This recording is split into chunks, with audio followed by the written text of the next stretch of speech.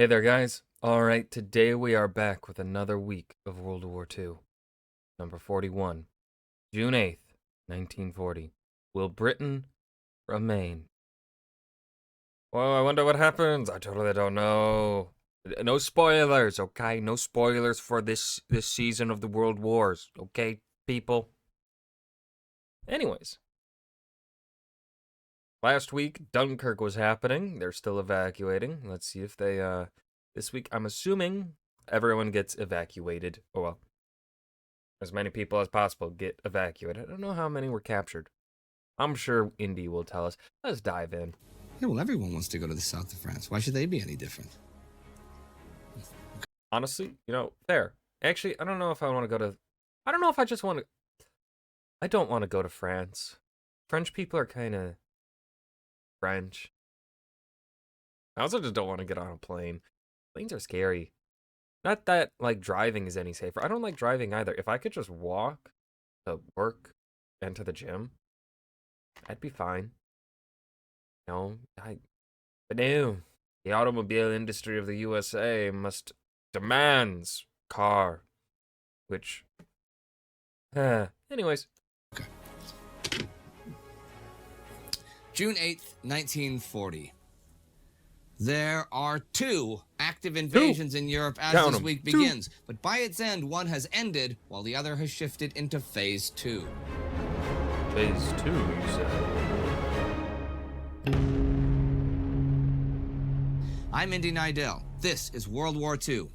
Last week, Belgium's King Leopold surrendered to the Germans. In Norway, the Allies bombarded Narvik as the Germans evacuated, and on the English Channel, the legendary Allied evacuation from Dunkirk began and was in full swing as the week ended.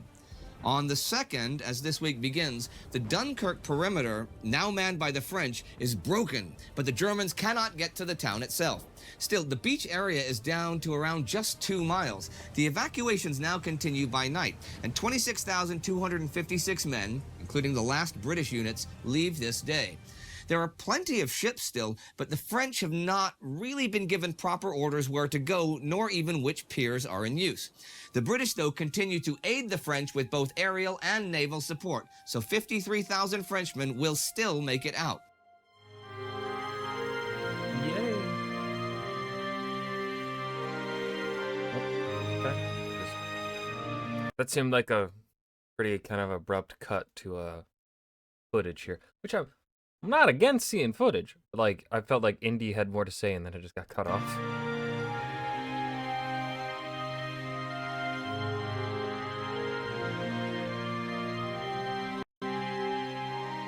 The next night, 26,175 men are evacuated, but the Allies think there are only around 30,000 soldiers left around the whole beachhead, so when the last ship leaves at 3:40 in the morning, there are 40,000 men remaining to be captured by the Germans.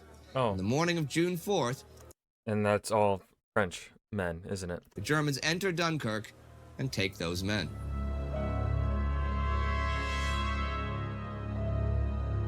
Oh, are they trying out a new style here? Showing more like dedicated wartime footage? Neat. The Thanks. official figure of those evacuated is 338,226. The majority of those are British, but over 120,000 French and Belgians are evacuated. I mean, you know what? 120,000? That's not bad. I mean, still the way the British approached this still a tad messed up. Though again, I will say I understand the British logic of let's get our troops out first. The British, if we are being as like I don't know what the right word would be for this, but like we're being as like brutally honest, maybe that fits, as possible here. The British did not really owe the French or Belgians their troops in defense against Germany, right? British did not have to be there. And so the British evacuating their troops first so that they can continue the fight or just, get their people home makes sense while the Belgian lands and the French lands are being taken. Feels mean to say it, but like, right, you get your own people out first, even though would obviously, well, I personally, right, I would try and get my allies out as much as possible in equal droves to um my people. I would just like, I don't know, my brain goes, you know what, we work harder and get them all. I don't know what I'm trying to say. I think you understand, maybe. I don't know, y'all who watch these series, I feel like have watched me quite a bit, know things I say when I still say things wrong. Evacuated as well. Pretty much all heavy equipment is lost, and many troops no longer even have rifles or their basic kits. Still, this has been a major accomplishment, since no one thought more than 50,000 or so could make it out. The British and French navies have lost over 80 merchant ships and warships. 9 destroyers have been sunk. In fact, last September, the Royal Navy had 180 destroyers. They now have 74 that have not been sunk or are not in harbor for crucial repairs. Damn. In June, in general, Allied shipping losses increased dramatically, but a lot of these losses are at Dunkirk. And normal shipping convoys are less protected because a bunch of normally protecting escort ships are used in the evacuation. U-boats will sink 58 ships this month, and the Allies will lose 140 in total. In the air, the British lose 80 pilots at Dunkirk. The Germans lose more, but their reserves of air power are much larger. Although the British land and naval leaders deserve credit for the operation, the Germans get some dubious credit too. Their senior commanders still don't understand the potential of their armor and have been hesitant at crucial points, giving the Allies vital time. On June 4th, British Prime Minister Winston Churchill gives perhaps his most famous speech, and these are its most famous lines. We shall do. We shall fight on the seas and the oceans. We shall fight with growing confidence, growing strength in the air. To defend our island. Maybe fight on the beaches. Or fight on the land. Fight in the fields and in the streets.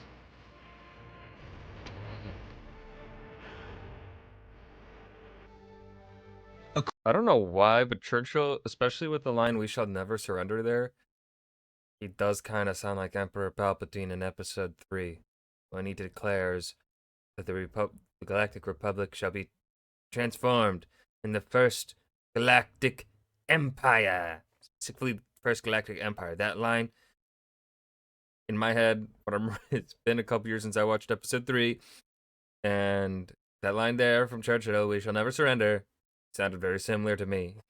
I don't know what it was. Maybe it's the inflection. Maybe Palpatine's actor and Churchill share a similar regional accent. I don't know. Anyways. According to the wit of Winston Churchill, he apparently also adds to a colleague, "And we'll fight them with the butt ends of broken beer bottles, because that's bloody well all we've got." Somerville does have this to point out, though. The message seems to suggest That was a good Churchill impersonation. That France will be beaten, leaving Britain to fight alone. This is not perhaps the best way to encourage the French to fight on. No, it's not. And it is true that both the French and the British have legitimate grievances at Dunkirk. The French had delayed too long in getting ready to evacuate, and the British had not kept their promise of help on the ground. But even without these problems, it would have been impossible for the two countries to view the event in the same light. What was for the British a sort of victory snatched from the jaws of defeat was for the French only another step on the road to catastrophe. Yeah. A lot of the French anger toward the British at this point has to do with air support, or the lack of it. The French have repeatedly asked for more and have not gotten it. British Air Chief Marshal Hugh Dowding has been unwilling to really give it up, believing that this would compromise British home defense, though it is he who organizes the aerial cover for the Dunkirk evacuation. Whoever's right or wrong about any of this, the French and British have no faith in each other by this point. I don't think they've ever had faith in each other. It's the French and British. going to get into the descriptions and insults that leaders on both sides have for each other. You can look them up, but they are not pretty.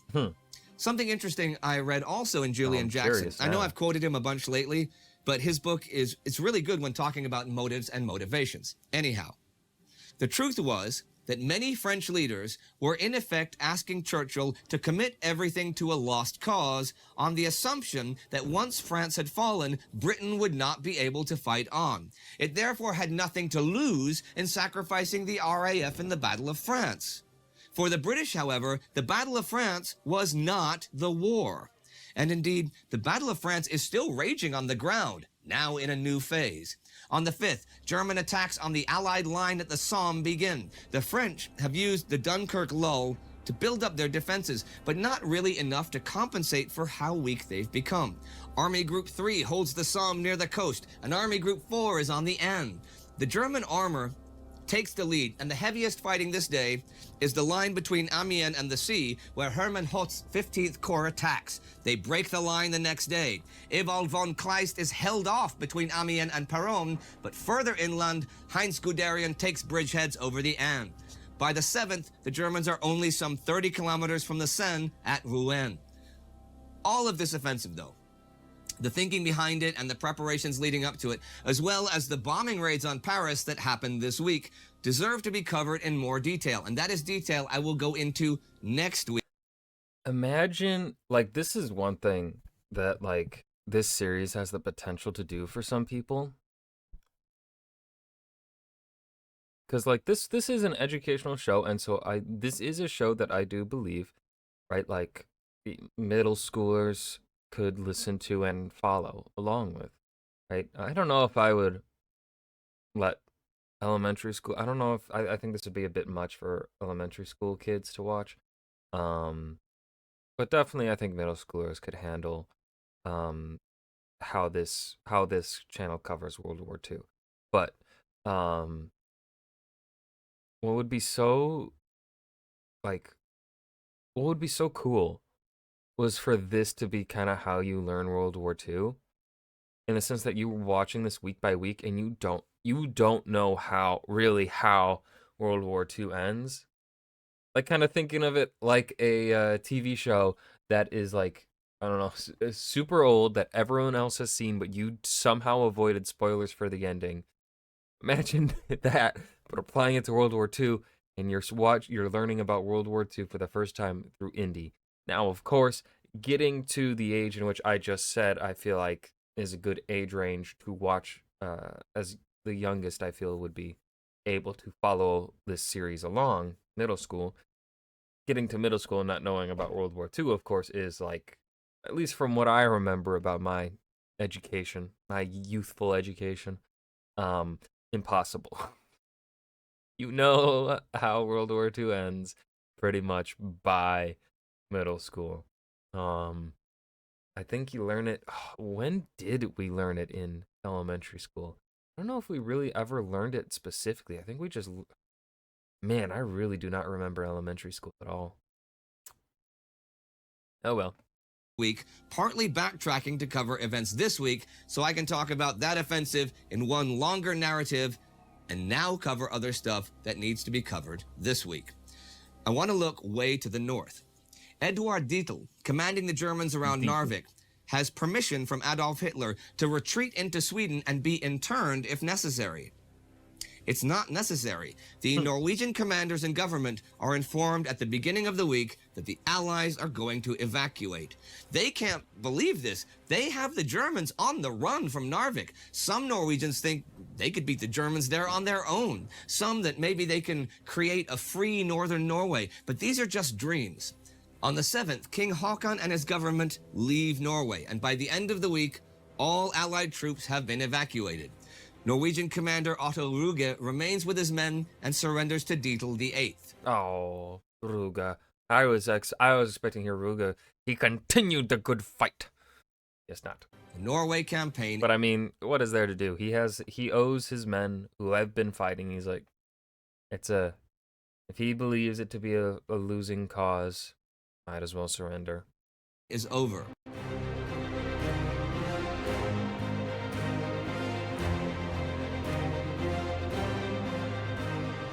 The Allies have ups and downs with the evacuation. On the 7th, the British aircraft carrier HMS Glorious, along with 2 escorting destroyers, is sunk by battlecruisers Scharnhorst and Gneisenau, as well as 3 empty ships heading for the evacuation. Damn. Over 1,500 men are lost.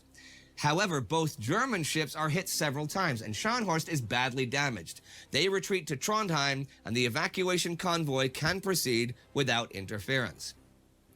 For the campaign, the real cost to the Germans is at sea. They lose 3 cruisers, 10 destroyers, and 4 U-boats. Ooh. And those 2 big boys have taken serious damages. Those 2 big boys. And they cannot absorb their losses as well as the larger Royal Navy can. What this means is that the Kriegsmarine was certainly in no position to contest control of the English Channel with the Royal Navy.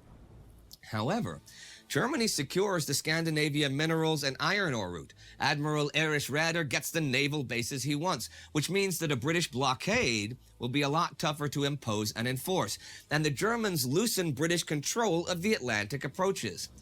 And with the evacuation of the Allies from Dunkirk, French West Coast ports are going to give the Germans a lot better bases for the Atlantic, especially for the U-boats. Also, as Chris Mann and Christer Jurgensen write in Hitler's Arctic War, the campaign in Norway had demonstrated the German ability to undertake combined services operations. The Luftwaffe had performed brilliantly and had probably been the decisive factor, but it had lost vital transport aircraft, which had serious strategic implications for future operations. Germany lost 242 aircraft, a third of them transport planes.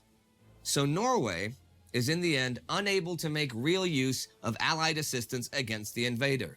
They are not the only country in that situation, though. China, at this point, has no option of getting any European assistance. So the invading Japanese see this as a good time to try to get nationalist leader Chiang Kai-shek and his capital at Chongqing to give in. So they are still not recognizing Wang Jingwei's collaborationist government formed March 30th. Zhao Fohai, Wang's main ally in the government, sums up his and Wang's frustration. Chongqing sees us as collaborators. We see ourselves as heroes. We think only peace can save the country. That's why we think of ourselves as heroes. If we end up classed as heroes, then China and Japan will be at peace. If we end up classed as collaborators, then China and Japan will never be at peace. But Decent Japan's speech. version Could've of been better. peace wants troops stationed in northern China and a formal recognition of Manchukuo, and Chiang won't go for that.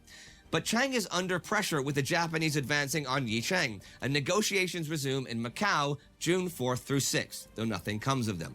In the field, though, by the 6th, the Japanese have occupied Jingmen and are now racing among themselves to see who can reach Yicheng first, which they think the stepping stone to taking Chongqing itself. And that is the week. The ending of the Norwegian campaign, the ending of the Dunkirk evacuation, and the beginning of Phase 2 of the German invasion of France. But the French have not lost yet. There's still 1 British division on the mainland, and Churchill, over much opposition, orders 2 more to be sent in. And newly promoted General Charles de Gaulle takes the post of French defense minister. But is it all too little too late? Above all, if the Allies hope to win this war, they will have to resolve the farcical levels of miscommunication and chaos among their high command. Norway is lost. Denmark is lost. Belgium is lost. Poland is lost, the Netherlands are lost, but there are still France and Britain fighting. What in the world will happen in Phase 2 of the invasion of France? Exciting stuff. Yippee. If you want to see an example of how a much smaller force held off a larger invading force a few centuries before this, have a look at the video I made for the Sabaton History Channel covering the history behind the Sabaton song about the medieval battle Bannockburn. You can click right here. And that was week 41 of World War II, June 8th, 1940. Will Britain remain? A question to be answered perhaps next week. I hope you guys enjoyed this video as much as I did. Remember to hit that like button and subscribe for more. I'll see you guys in the next video. Peace.